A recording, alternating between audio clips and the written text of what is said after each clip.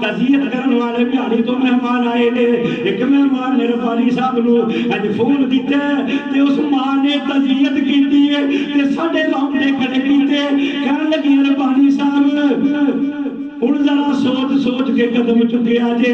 دیکھ دیکھ کے وقت پار کرے آجے دیکھ دیکھ کے سفر طے کرے آجے سوچ سوچ کے چلے آجے اکی ماں دیا دعاواں پیچھے سن تسی تقریر کرن جاندے سو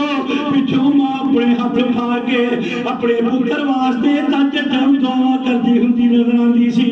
ہن دعاواں مک گئیاں نے ہن ہاتھ کوئی نہیں چکے گا ہن التجاواں رب کولوں کوئی نہیں کرے گا تیرے پیچھے کوئی نہیں آنسو بہائے گا ہن سوچ سوچ کے زندگی بسر کری اور لوگوں آج قدر کر لو جنہاں دے باپے ہیں شکر سمجھ لو رب دی نعمت سمجھ کے قبول کر انہاں دی خدمت کر کے جنت حاصل کر حارس